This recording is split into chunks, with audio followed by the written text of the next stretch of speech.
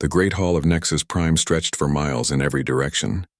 Crystal walls rose up into darkness, and floating platforms held representatives from 847 different species. Each delegate sat behind energy shields that protected them from atmospheres and gravity fields that would kill most other beings. Ambassador Zeth Klar of the Vorthak Empire stood at the center podium. His 6 arms moved gracefully as he spoke, while his 3 eyes scanned the assembled crowd. The Vorthak were known throughout the galaxy as master strategists and careful planners. When they spoke about threats, others listened. Honored council members, Zeth Klar began, his voice carried by translators to every platform in the hall. We face a crisis that threatens the very foundation of our peaceful galaxy. For 300 years, we have maintained order through careful balance. Each species has found their place. Each world knows its role, but now one race threatens to destroy everything we have built. Murmurs rippled through the crowd. The Kelrani delegates leaned forward with interest. The ancient Asari tech priests remained perfectly still. Even the usually chaotic Thaxari miners fell silent. I speak of humans, Zeth Klar continued. In just 300 years, they have spread across 200 worlds. They refuse to accept the territories we assigned them. They ignore our trade regulations. They build weapons that violate our peace accords. Worst of all, they spread dangerous ideas to other species. The main display activated, showing a star map of the galaxy. Red dots marked human colonies. 300 years ago, there had been 1 dot representing Earth. Now red spots scattered across entire sectors like a disease. Look at their expansion rate, Zeth Klar said. No species in recorded history has claimed territory this quickly. The Kelrani took 2,000 years to colonize 12 worlds. The Asari needed 5,000 years to establish their tech guilds across 50 systems.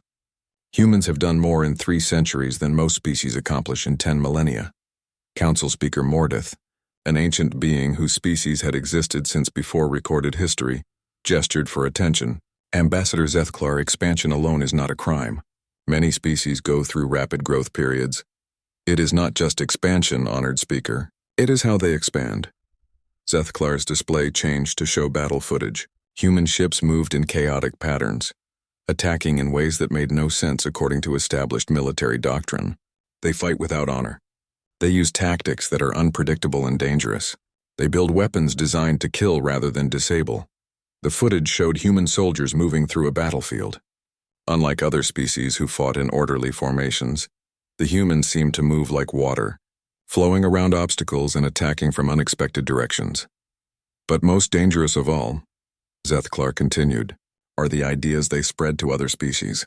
New footage appeared. Kelrani workers were building their own warships instead of the transport vessels they were supposed to construct. Thaxari miners had organized into independent guilds rather than following their traditional clan structure.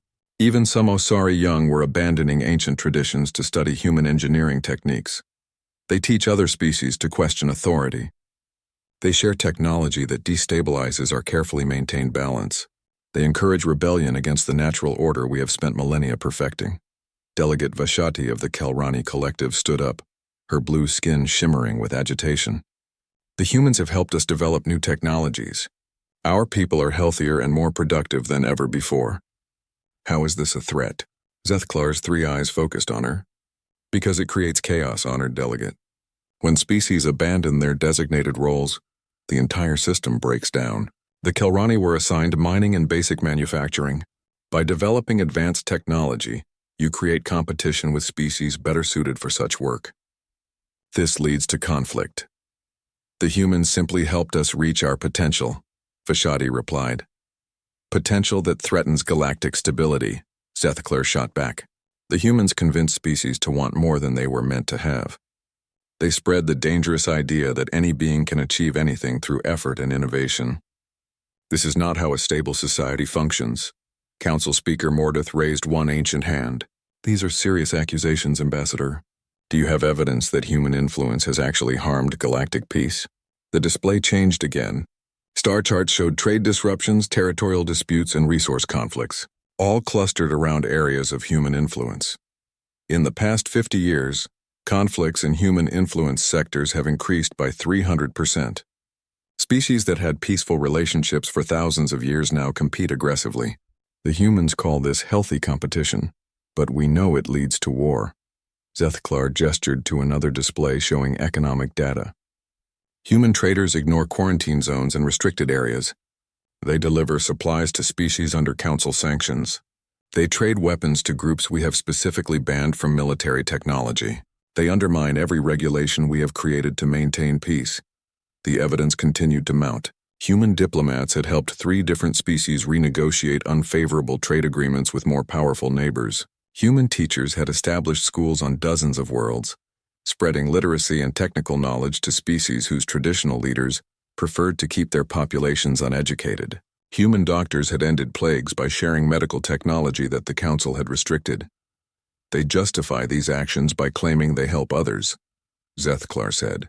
But help that destabilizes the system helps no one. A galaxy in chaos serves no species well. Delegate Morketh of the ancient Zerani Council spoke in his species' traditional whisper voice. What solution do you propose, Ambassador? The humans are a recognized species with full council rights. Zethklar's expression grew grim. There is only one solution that will preserve galactic peace. The human contamination must be completely removed. Shocked silence filled the great hall. Several delegates started speaking at once, their translator systems creating a cacophony of sound. You speak of genocide, Fashadi said, her voice carrying horror. I speak of amputation, Zethklar replied calmly. When a limb becomes infected beyond saving, it must be removed to save the body. Humans have infected the galaxy with dangerous ideas. These ideas spread faster than any plague. If we do not act now, the entire galactic civilization will collapse into chaos. Council Speaker Mordeth called for order. Such a decision would require a full council vote. The consequences would be enormous. The consequences of inaction would be worse, Zethklar insisted. Every day we delay, more species fall under human influence. More worlds abandon their assigned roles. More conflicts begin because beings start to believe they deserve better than what they have. The debate continued for hours. Some delegates argued for diplomatic solutions. Others suggested containment rather than elimination. But Zethklar had prepared for every argument. He showed footage of human children being taught to question everything their teachers told them. He displayed records of human scientists sharing discoveries that had taken other species millennia to develop. He presented evidence of human artists creating new forms of expression that made other cultures seem primitive by comparison. They do not do this from malice, Zethklar admitted, but good intentions do not matter when the result is the destruction of everything we have built. Humans cannot help themselves. They are chaos given form. They see a rule and immediately look for ways to break it. They see a system and start imagining how to improve it. They see suffering and believe it can be ended through effort rather than acceptance. When the final vote was called, the result was clear. 723 species voted for the resolution.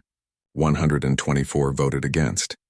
The humans would be eliminated using the Council's ultimate weapon, the Void Cascade. The device had been built long ago as a final defense against galaxy-ending threats.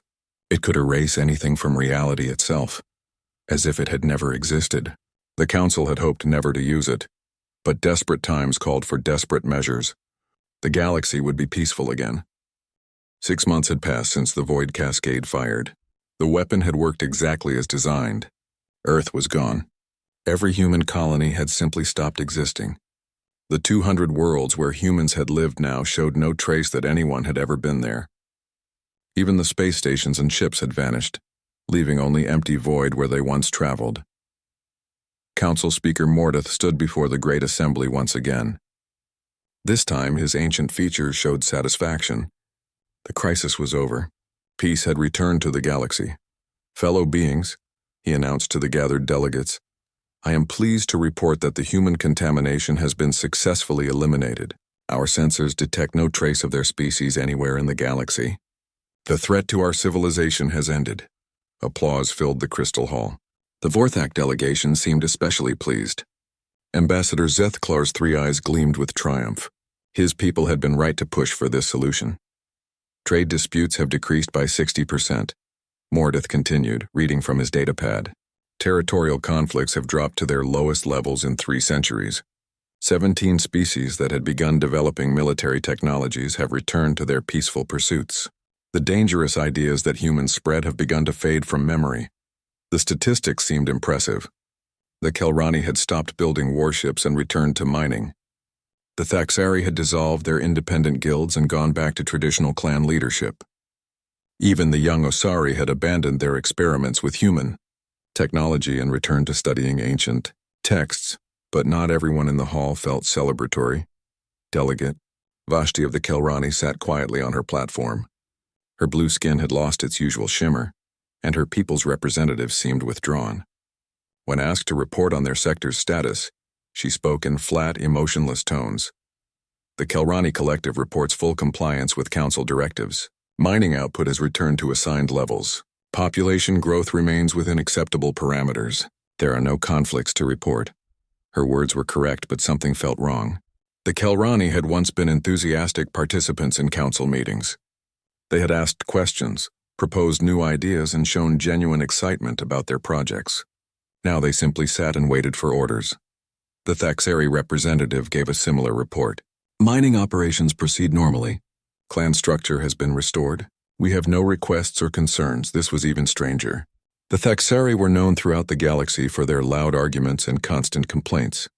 They usually demanded more resources, better equipment, or higher prices for their minerals. Today they said nothing. As the meeting ended, several delegates noticed other troubling signs. The Frontier Medical Corps reported difficulty maintaining their staff. Many of their best doctors and researchers had worked alongside human colleagues. Without those partnerships, medical advances had slowed dramatically. Deep space exploration had almost completely stopped. The Council's records showed that humans had been leading 80% of the survey missions into unknown sectors. Other species preferred to stay close to established trade routes and known systems. The galaxy's expansion had suddenly ground to a halt. Transport networks were showing strain. Human traders had been willing to travel dangerous routes that others avoided.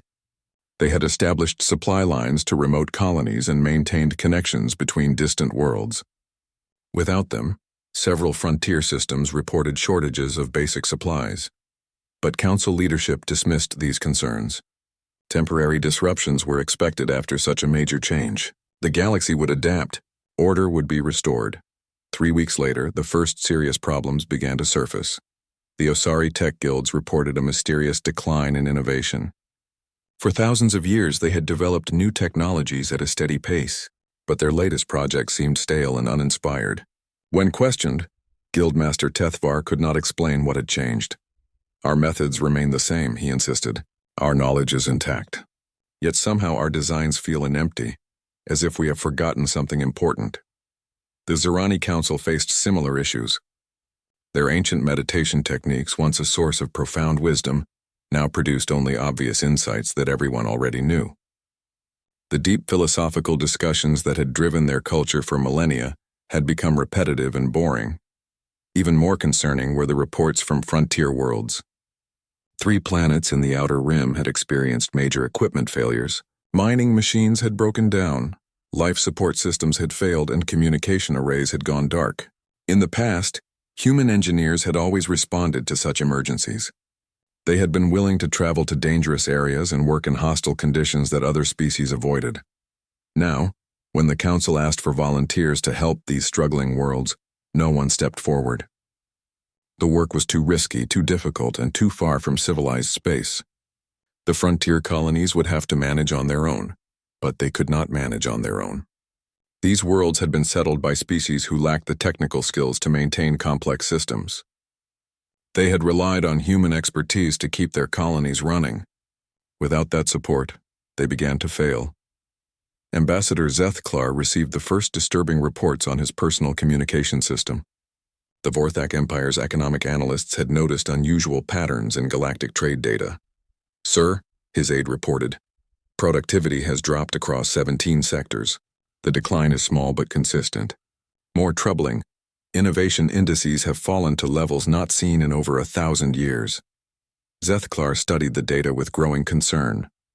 The numbers showed exactly what the Council had wanted: reduced conflict, stable populations, and compliance with established order.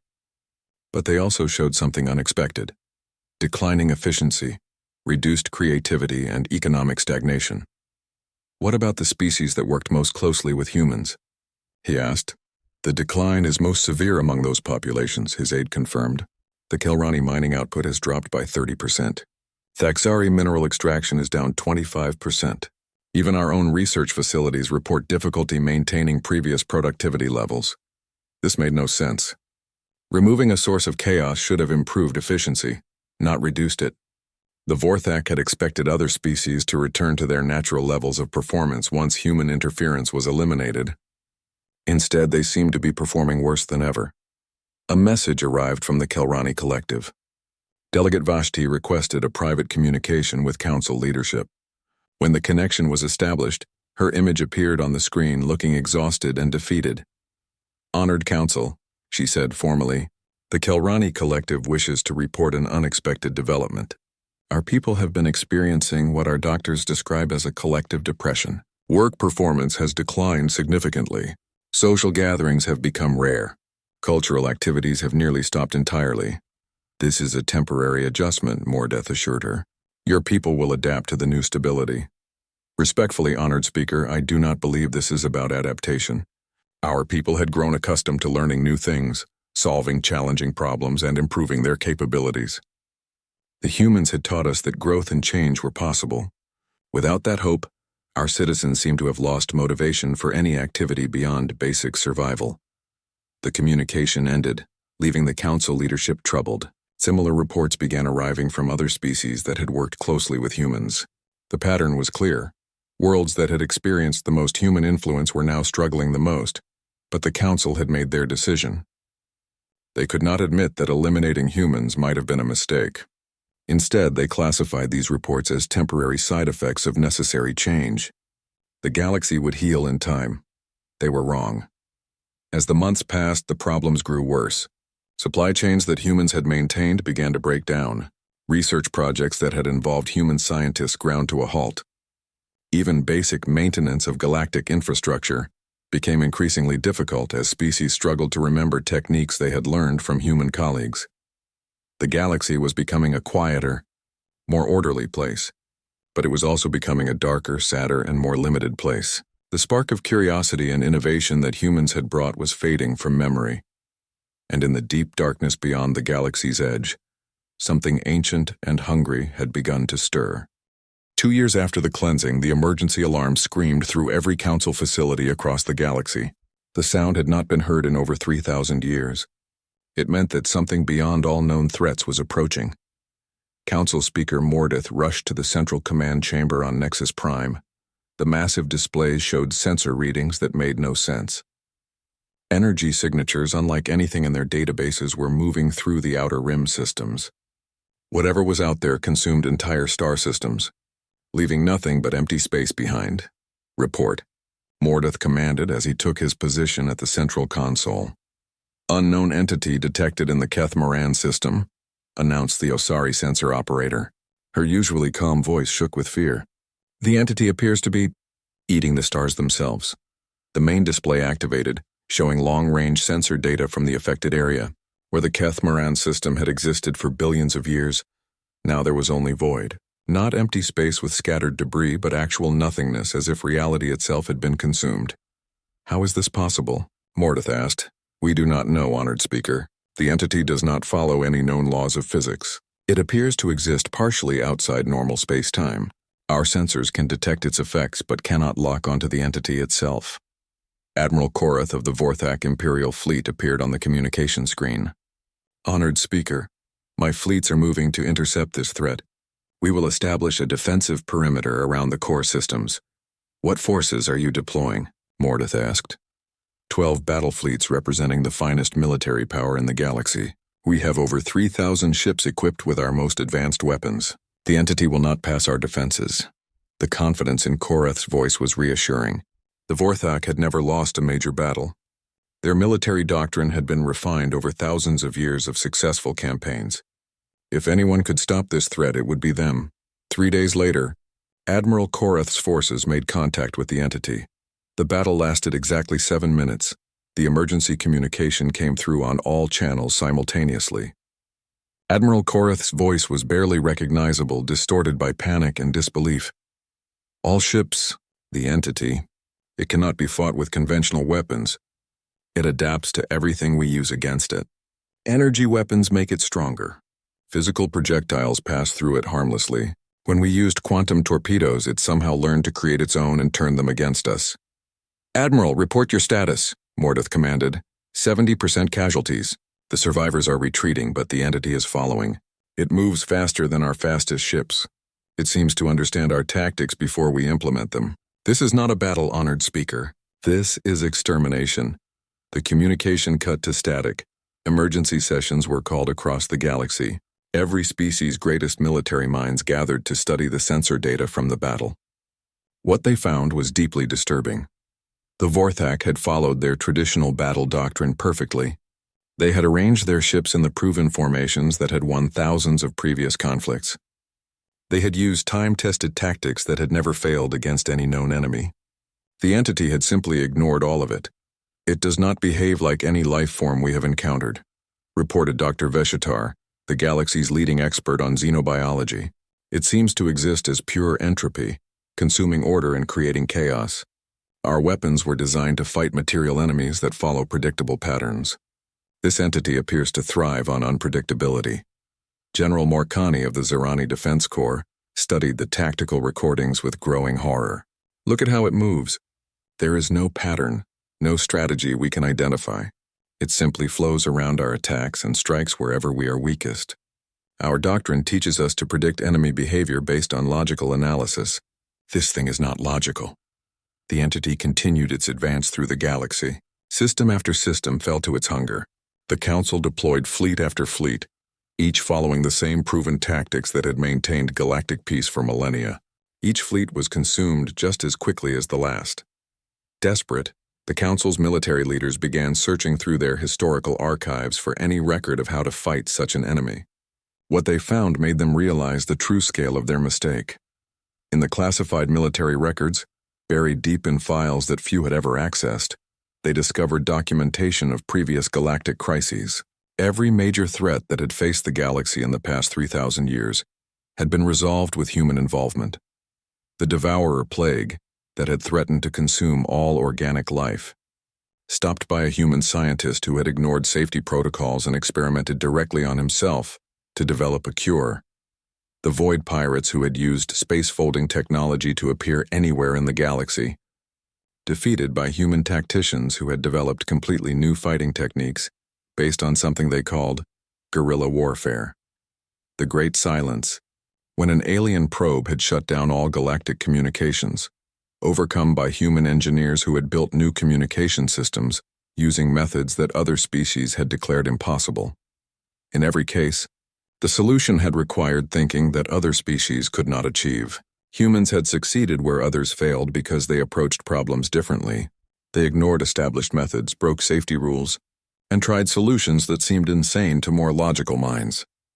"We need to understand how humans thought," declared General Morkani during an emergency strategy session.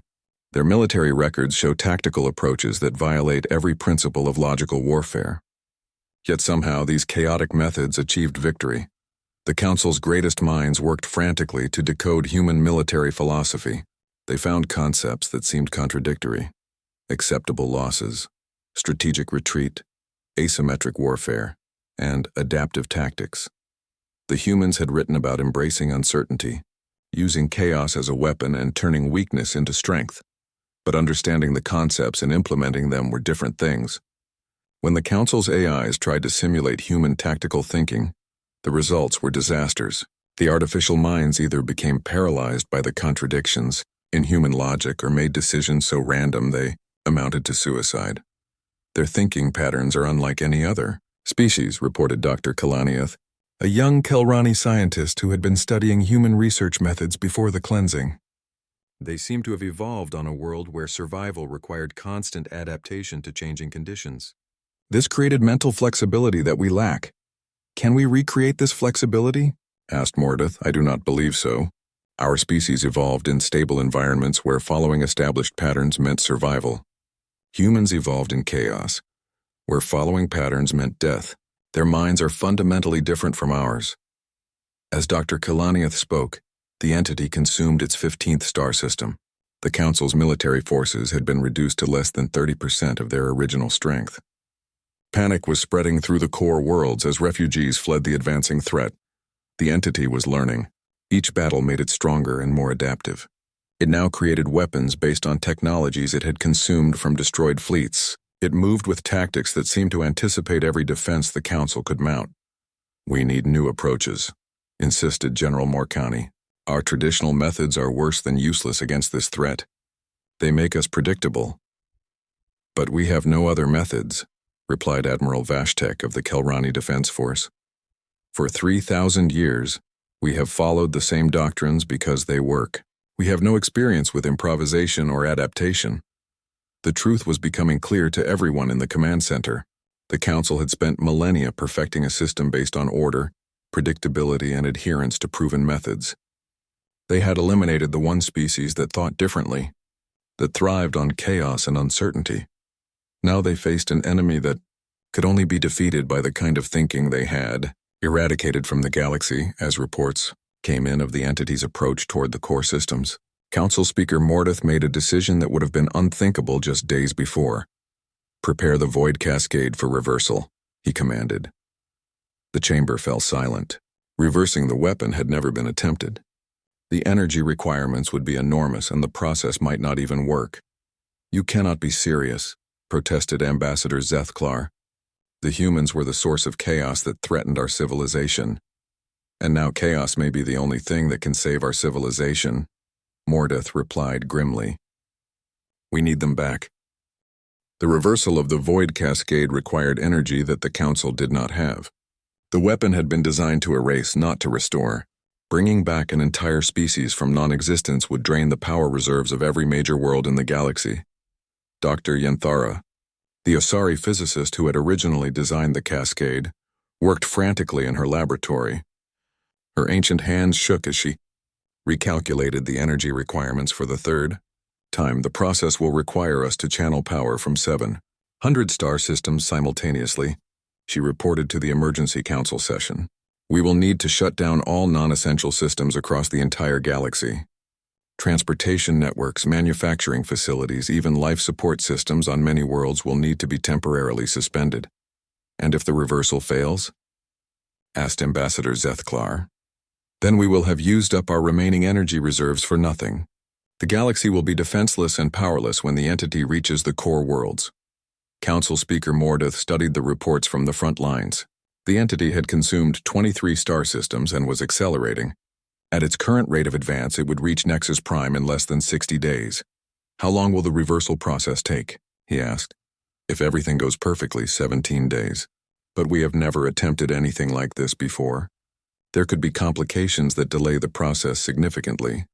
The mathematics were terrifying. They would need to begin the reversal immediately to have any chance of bringing back the humans before the entity reached critical systems. But the process would leave the galaxy completely vulnerable during those 17 days. "There is another problem," Dr. Yenthara continued reluctantly. "The humans will return exactly as they were at the moment of erasure. They will remember everything, including our decision to eliminate them. They may not be willing to help us." This had not occurred to most of the council members.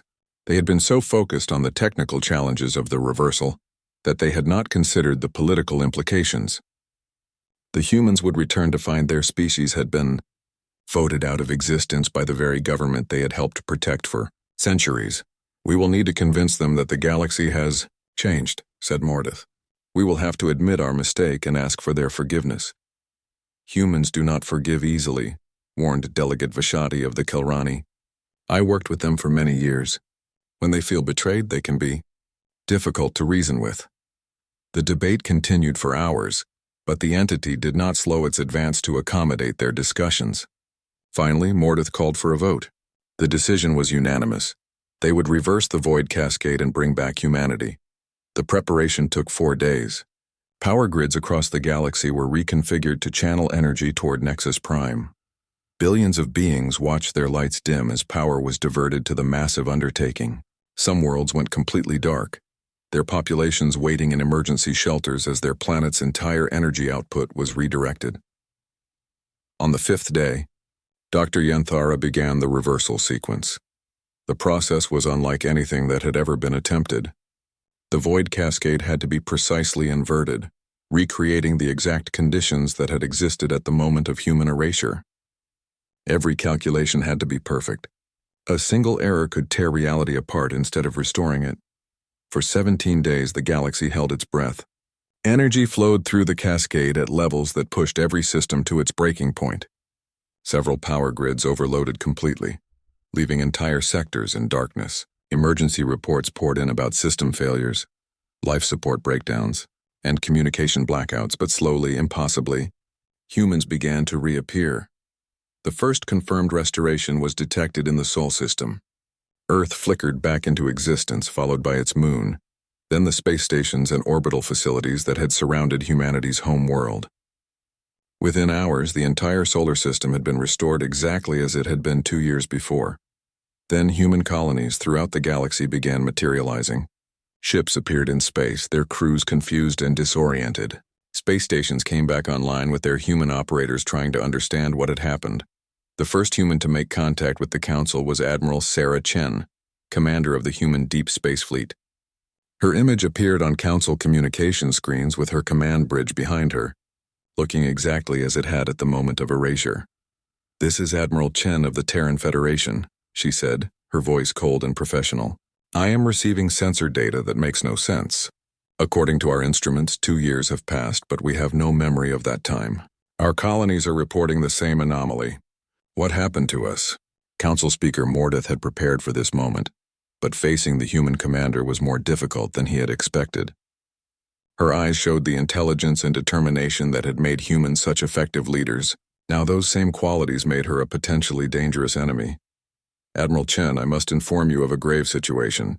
2 years ago, the Galactic Council made a terrible mistake. We used the Void Cascade to erase your species from existence. We have now reversed that process because we desperately need your help." The silence on the communication channel lasted for nearly a minute. When Admiral Chen spoke again, her voice was carefully controlled.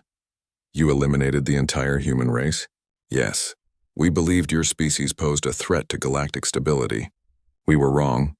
And now you want our help with what exactly?" Mordeth transmitted the sensor data about the entity. He watched Admiral Chen's expression change as she reviewed the information about the consumed star systems and failed military campaigns. "How many ships have you lost fighting this thing?" she asked. "Approximately 70% of our combined military forces." "Using what tactics?" "Standard military doctrine. Formation fighting, coordinated attacks, proven strategies that have succeeded for thousands of years." Admiral Chen studied the tactical reports for several minutes. When she looked up, her expression showed something that might have been pity. "You fought it like you fight other fleets. Predictable formations, logical strategies, by-the-book operations." "Yes. These methods have never failed us before. They failed because this thing isn't a fleet, and it isn't logical. It's entropy given form. Fighting it with order and predictability is like trying to stop a flood with a screen door." The communication channel remained open, but Admiral Chen turned to speak with her crew. The humans had quick, intense discussions that the Council's translators could not follow completely. They seemed to be analyzing the entity's behavior patterns and developing theories about its nature. Finally, Admiral Chen turned back to the Council. "We'll need complete tactical authority," she said. "No interference from Council commanders, no requirements to follow established protocols, and no restrictions on weapon types or engagement methods." "You have it," Mordeth replied immediately. "We'll also need to talk to our colonies and assess what you people did to our allies while we were gone. If you screwed over everyone who worked with us, this conversation is over." Reports were already coming in from across the galaxy. The Kelrani were celebrating the return of their human friends. The Thexari had immediately requested human engineers to help restore their mining operations. Even some species that had voted for the elimination were now asking for human assistance with problems that had developed during the past 2 years. But there were also problems. 17 human colonies had been occupied by other species during the erasure. Human trade networks had been dismantled. Agreements and treaties had been cancelled. The humans would return to find their civilization partially destroyed by the very government they were now being asked to save. "We'll help," Admiral Chen said finally. "Not because we forgive you and not because we trust you. We'll help because that thing will kill everyone in the galaxy if we don't stop it, and that includes us." She paused, her expression hardening. "But when this is over, things are going to change. The galaxy just learned what happens when you get rid of the people who solve your problems for you. We're going to make sure you don't forget that lesson. The communication ended, leaving the council members in silence. They had brought back humanity, but they had also created an enemy that knew exactly how expendable they had been considered. Now they could only hope that human anger would be directed at the entity instead of at them. Admiral Sarah Chen stood on the bridge of her flagship, watching the tactical displays that showed the entity's approach toward the core systems.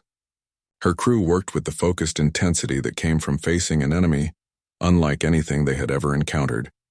"Analysis complete," reported Commander Torres from the science station. "This thing isn't just consuming matter and energy.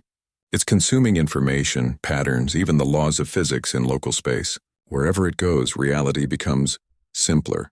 "Meaning what exactly?" Chen asked. "Meaning it's the opposite of everything we represent. We create complexity, find new solutions, build on existing knowledge. This entity reduces everything to its most basic state. It's like entropy personified." Chen studied the sensor readings. The entity had consumed 29 star systems now. Each time it fed, it seemed to grow stronger and more sophisticated. The Council's orderly, predictable attacks had only taught it better ways to consume their forces. "Has anyone tried chaotic engagement?" she asked. "No, Admiral. The Council species don't think that way.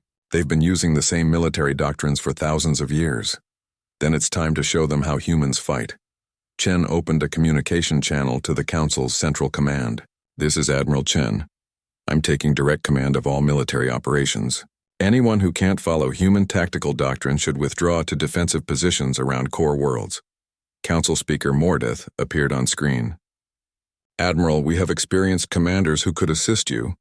"With respect, Speaker, your experienced commanders are exactly the problem. This entity has learned to predict their behavior.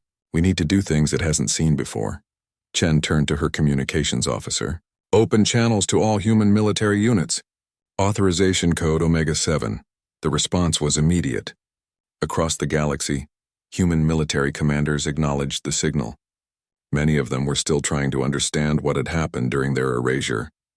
But they recognized the emergency codes. "All units, this is Admiral Chen. We're facing an extinction-level threat that feeds on order and predictability. Standard military doctrine is forbidden. I want chaos, improvisation, and tactics that make no sense to logical minds. Throw out everything you learned in the academy and fight, like our species depends on it." The human response was unlike anything the galaxy had ever seen. Captain Rodriguez of the cruiser Darwin was the first to engage the entity. Instead of approaching in formation with supporting vessels, he took his ship in alone, flying in random patterns that seemed to have no purpose. When he opened fire, he used weapons in combinations that violated basic tactical principles. The entity, which had learned to anticipate coordinated attacks from multiple directions, was confused by this approach. It had no pattern to analyze, no formation to counter. Rodriguez's chaotic assault actually damaged it before the entity could adapt, but the real innovation came from Commander Okafor of the destroyer Crazy Horse. She had studied the reports of previous battles and reached a conclusion that would have been impossible for any other species. "This thing learns from what we do," she explained to her crew. "So let's teach it something that will hurt it." Instead of trying to destroy the entity, Okafor deliberately fed it information. But the information was a paradox, a logical loop that created contradictory instructions. When the entity tried to process and adapt to this data, it began consuming itself. The technique worked, but only briefly. The entity was too intelligent to fall for the same trick twice. However, Okafor's approach gave other human commanders an idea. Captain Zhang of the battleship Prometheus took the concept further. He created a false pattern in his attack that looked like a standard military formation.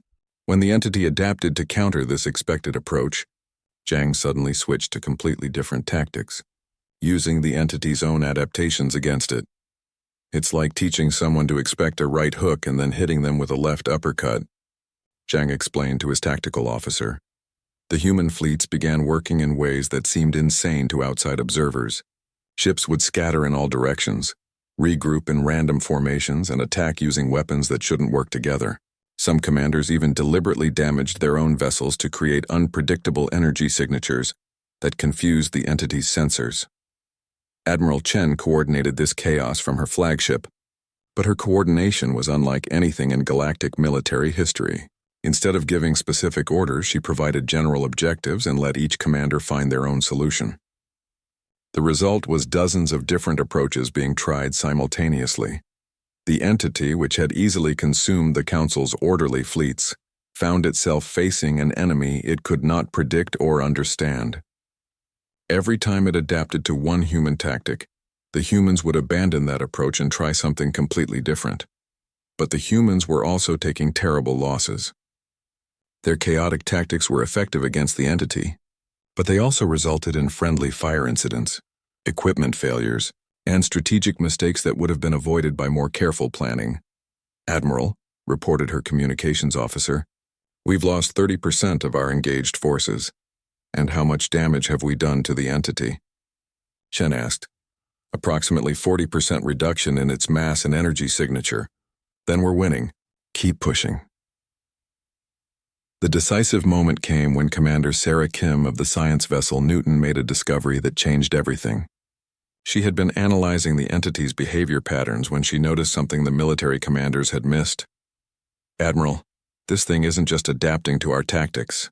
It's trying to become more like us. Every time we hit it with something chaotic and unpredictable, it incorporates that chaos into itself. And that's bad because chaos isn't something you can control or direct. If we can make it chaotic enough, it might lose the ability to maintain its own existence." Chen immediately understood. "You want to feed it so much chaos that it becomes unstable." "Exactly. But it would require every human ship to attack in completely different ways simultaneously. No coordination, no patterns, just pure creative destruction. The plan was the most dangerous military operation in human history." Chen ordered every human commander to attack the entity using whatever method they thought might work, with no regard for coordination or mutual support. The result was beautiful chaos. Human ships approached from every direction using tactics that ranged from brilliant to suicidal. Some commanders used ramming attacks. Others tried to sing to the entity using their communication systems. One captain even attempted to confuse it by broadcasting human poetry in 17 different languages. The entity tried to adapt to all of these approaches simultaneously. But chaos cannot be systematized. The more chaotic inputs it absorbed, the more unstable it became. Its form began to fluctuate wildly as it struggled to process contradictory information. Finally, the entity reached a critical point where it could no longer maintain its own existence. It had become so chaotic that it turned on itself, consuming its own essence until nothing remained but empty space. The silence that followed was deafening. For the first time in weeks, no new star systems were being consumed. The entity was gone. Admiral Chen opened communications to the Council. "Target eliminated. Human forces are standing down." The celebration across the galaxy was immediate. Species that had lived in terror for weeks now danced in their streets. The Council sent formal thanks to every human commander who had participated in the battle. But Chen's expression remained serious. "Speaker Mordeth, we need to talk about the future. This galaxy just learned what happens when you eliminate the people who think differently from you. When you vote out innovation and adaptability, you get stagnation and vulnerability. What are you proposing, Admiral? A new arrangement? Humans will continue to help protect this galaxy, but we're not going back to the old system where species are assigned specific roles and told to stay in their place. We're going to build something better."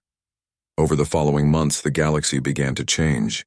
The old council system, which had been based on rigid hierarchy and assigned roles, was replaced by a more flexible confederation. Species were encouraged to develop their capabilities rather than staying within traditional limits. The Kelrani began building their own exploration fleets. The Thaxari established independent research facilities. Even the ancient Asari started experimenting with new technologies that their young people had learned from human colleagues. Not everyone was happy with these changes. Many species preferred the old system of predictable order and assigned roles, but they had seen what happened when the galaxy faced a threat without human-style innovation and adaptability. The entity was gone, but the lesson it had taught remained. Diversity of thought was not a threat to civilization. It was civilization's greatest defense against the unknown. Admiral Chen stood on the observation deck of her flagship, looking out at the stars. Her communications officer approached with a report. "Admiral, We're receiving requests for human advisors from 47 different species. They want help developing new technologies, exploring unknown sectors, and establishing more flexible government systems.